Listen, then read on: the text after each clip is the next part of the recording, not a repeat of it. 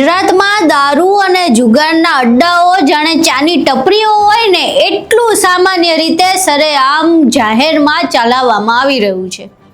પહેલા દારૂના અનેક વિડીયો અમે તમને બતાવી ચૂક્યા છે। હવે વરલી મટકાનો આવો ફરી એકવાર વિડીયો સામે આવ્યો છે, જેમાં સરેઆમ જાહેરમાં વરલી મટકાનો આવો ગેરકાયદે ધંધો કરવામાં આવી રહ્યો છે, જુગાર રમાડવામાં આવી રહ્યો છે અને પોલીસને કાં તો આની ખબર નથી અને ખબર છે તો જાતે જ ઢાક પીછોડો કરવો હોય અથવા આંખ આડા કાન કરવા હોય એ પ્રમાણેનું લાગી રહ્યું છે। આખી ઘટના શું છે તેના વિશે વિગતે ચર્ચા કરવી છે। નમસ્કાર, તમે જોઈ રહ્યા છો ચક્રવાત ન્યૂઝ, હું આપની સાથે હેમંત।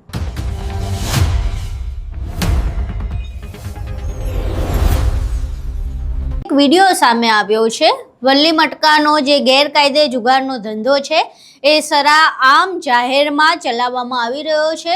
લોકો ત્યાં આવે છે, જુગાર રમે છે, રમાડવાવાળા પણ ત્યાં જ બેઠા હોય છે। પાછું સામાન્ય લોકોને ખબર છે કે જુગાર ક્યાં ચાલે છે, કારણ કે જ્યારે આ સમગ્ર ઘટનાનો ભાંડો ફોડવાનો હતો તો અમારા રિપોર્ટર ત્યાં પહોંચી રહ્યા હતા, ત્યારે એમણે સામાન્ય લોકોને પૂછ્યું કે અહીંયા આ વરલી મટકાનો ધંધો ક્યાં ચાલે છે, તો સામાન્ય લોકોએ એમને જગ્યા બતાવી કે અહીંયાથી અંદર જાશો એટલે તમને સીડી નીચે દેખાશે, ત્યાં જ ચાલે છે। એટલે આ કેટલી નવાઈની વાત છે કે બધાને ખબર છે સિવાય કે પોલીસ। પહેલા અહીં એ વિડીયો જોઈએ જેમાં સરા જાહેર આ પ્રકારે વરલી મટકાનો ગેરકાયદે જુગારનો ધંધો ચાલી રહ્યો છે।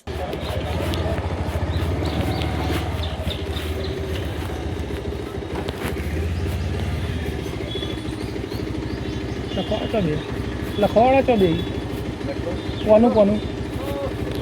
હા ભાઈ ભાઈ લખવા છો બે કઈ બાજુ? આ સીડી ને ચડી ને આ બાઈક તો મૂકી દો, ચાલે।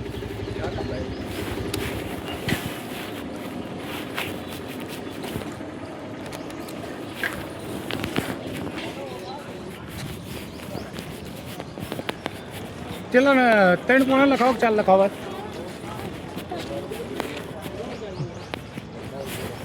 गोया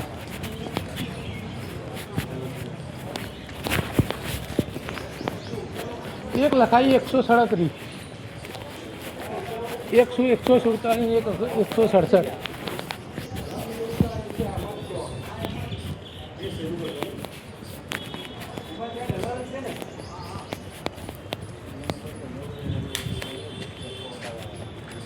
लखन एक 137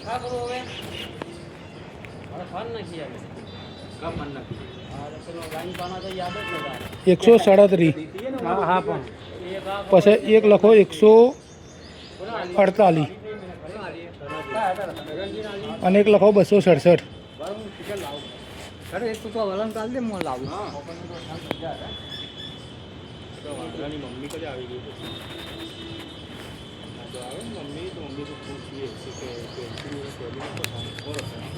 કોઈ ચિંતા નહીં હોય, એવું અંદર ભીડ ભાડ નહીં કરવા દેતા। પોલીસની જવાબદારી એટલે છોડ્યું પકડીને લઈ જાય ને, એટલે રેલવેમાં અંદરમાં આવવાનું આમ। ઓકે, હા રેલવે પોલીસ હેરાન નહીં કરે ને, ખાલી હું એમ કહું આ રેલવેની વચ્ચે રેલવે નહીં હેરાન કરે ને, બસ તો અહીં તમે આ વિડીયો જો। હવે આ વિડીયો ખાલી ઉતારવા પૂરતો નહોતો ઉતાર્યો કે એવું પણ નહોતું કે ખાલી તમને બતાવી દેવું છે કે અમે કેવું સ્ટિંગ ઓપરેશન કર્યું, પરંતુ આ વિડીયો ઉતાર્યા બાદ પોલીસને પણ જાણ કરવામાં આવી, જેના કારણે આ ધંધો બંધ થાય। સામાન્ય રીતે પોલીસને જાણ કરીએ પછી શું થાય તો એવી આપણે આશા રાખીએ કે જે આ વરલી મટકાનો જાહેરમાં જુગારનો ધંધો ચાલી રહ્યો છે એને બંધ કરવા માટેના પ્રયાસ કરવામાં આવ્યા હશે, કાં તો કોઈ દરોડા પાડવામાં આવ્યા હશે, પરંતુ આવું કશું ન થયું। થયું ઊંધું કે જેવું પોલીસને જાણ કરી એના થોડાક સમય બાદ અમારા જે સંવાદદાતા છે નિલેશ દેસાઈ, એમને એક ફોન આવે છે અને એ ફોન બાદ જે પોલીસના નામે અમુક વ્યક્તિ એમને મળવા આવે છે ને જબરદસ્તી એમના ફોનમાંથી વિડીયો ડિલીટ કરાવવાનો પ્રયાસ કરે છે અને ત્યારબાદ એવી ધમકી આપવામાં આવે છે કે આ પ્રકારના વિડીયો પોલીસ પાસે જવા ન જોઈએ હવેથી। આખી ઘટના વિશે અમારા સંવાદદાતા નિલેશ દેસાઈ શું કહી રહ્યા છે તેમના મોઢે સાંભળીએ કે આખી ઘટના શું બની હતી અને કોણે તેમને ધમકી આપી, તેમણે કયા પોલીસ અધિકારીને જાણ કરી હતી અને ત્યારબાદ પોલીસના નામે ત્યાં કોણ આવ્યું હતું. નમસ્કાર, મારું નામ છે નિલેશ દેસાઈ. હવે અત્યારે વાત કરવા જઈ રહ્યો છું. ગઈકાલે સિદ્ધપુરની અંદર રેલવે ફૂટ ઓવરબ્રિજની અંદર કેટલાક ઈસમો દ્વારા વલ્લી મટકાનો ગેરકાયદેસર જુગાર રમાડી રહ્યા હતા. તો હું સિદ્ધપુર ચક્રવાતના ન્યૂઝ રિપોર્ટર તરીકે ત્યાં આગળ ન્યૂઝ કવર કરવા માટે ગયો હતો અને ત્યારબાદ આ ઘટના અંગે મેં મહેસાણા રેલવે પીઆઈ જીનલબેન દેસાઈને સંપર્ક કર્યો હતો કે બેન આ રીતનું અહીંયા ચાલે છે આપની ટેરેટરીમાં, તો મેં આપની ધ્યાન ઉપર છે કે નહીં આ બાબત. તો એમના દ્વારા મને એવું કહેવામાં આવ્યું કે મારા ધ્યાન ઉપર છે નહીં, પણ આપે ધ્યાન દોર્યું છે તો કે હું કાર્યવાહી કરીશ.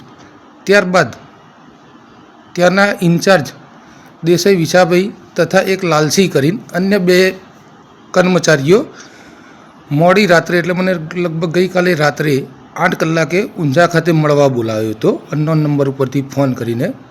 અને ત્યારબાદ આ લોકો દ્વારા પોલીસ તરીકેની ઓળખ આપીને મારા ફોનમાંથી આ જે રેલવેનો વિડીયો હતો એ ડિલીટ મારીને મને ધમકાવવામાં આવ્યો કે આપ દ્વારા આવા વિડીયો ઉતારીને અધિકારીઓને કેમ મોકલવામાં આવે છે અને આજ પછી આવું કોઈ કાર્ય કરશો તો તમારા ઉપર કાયદેસરની કાર્યવાહી કરવામાં આવશે.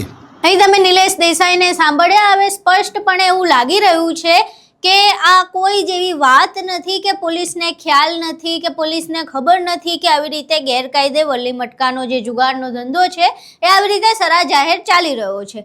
કારણ કે જો જાણ ન હોય તો અમે તો જાણ કરી દીધી હતી, ત્યારબાદ કોઈ પગલાં લઈ શકાતા હોત, પરંતુ પગલાં ત્યાં લેવાના બદલે અમારા સંવાદદાતા, અમારા રિપોર્ટર પર આડકતરી રીતે તેમને દબાણ કરવાનું, તેમને હેરાન પરેશાન કરવાનું કામ કરવામાં આવ્યું.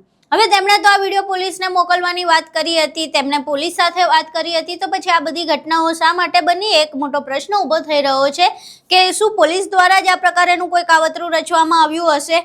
અને જો નથી રચવામાં આવ્યું તો જે પ્રમાણે માહિતી આપી એ પ્રમાણે કામ કરી દો, દરોડો પાડો ને વલ્લી મટકાનો જે ગેરકાયદે જુગારનો ધંધો ચાલી રહ્યો છે બંધ કરાવી દો.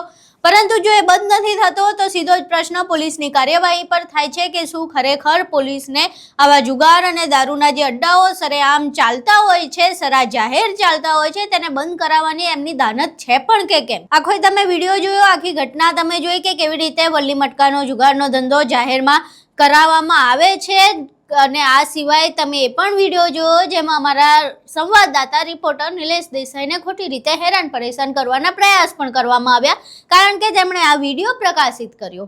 હવે આખી ઘટના બાદ તમારું આ ઘટનાને લઈને શું માનવું છે? તમારા મંતવ્યો અમને કોમેન્ટ બોક્સમાં જરૂર જણાવજો. વિડીયો પસંદ આવ્યો હોય તો વિડીયોને લાઇક કરજો, શેર કરજો અને અમારી ચેનલને સબસ્ક્રાઇબ કરવાનું ભૂલશો નહીં. નમસ્કાર.